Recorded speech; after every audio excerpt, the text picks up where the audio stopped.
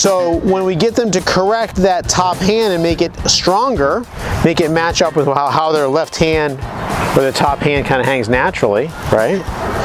They want to take this hand, and again, look at how my right hand hangs naturally on my side. It's kind of pointing at me, right? They want to take that hand and work it underneath the club because now their top hand is on top of the club.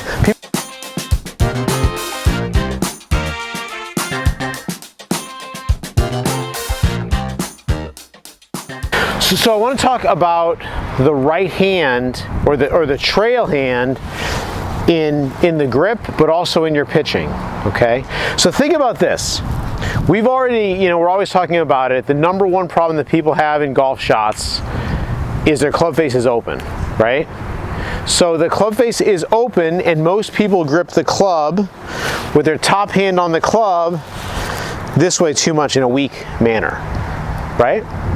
Okay, so when we get them to correct that top hand and make it stronger, make it match up with how their left hand or the top hand kind of hangs naturally, right? They want to take this hand, and again, look at how my right hand hangs naturally on my side. It's kind of pointing at me, right?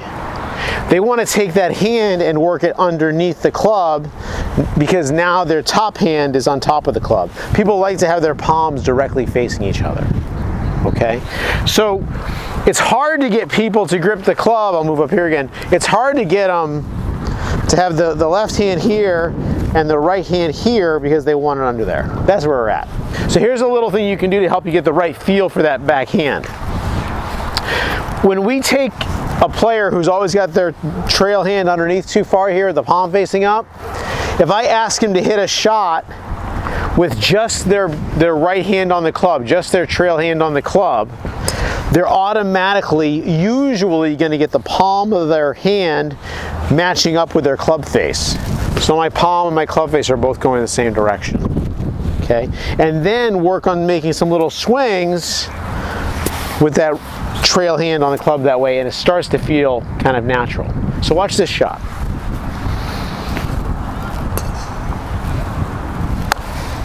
So that was a thin shot, and that was kind of scoopy here with my wrist. So in order to hit a solid shot, I've got to hit this ball with the handle leading more. And see what that does to my weight transfer also. Just to get the handle leading, putting a little cup in my wrist here, I'm also going to move weight onto my front foot. So we'll try to hit a little shot like that. So I caught a little bit behind it, and so as you do this, you're not just gonna do the drill and hit them all perfect. So you gotta practice a little bit and get a feel for it. Maybe start taking a look at that target a little bit.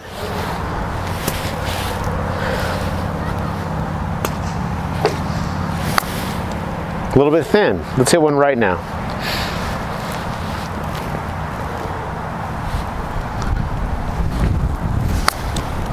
Another one, look at this, under pressure.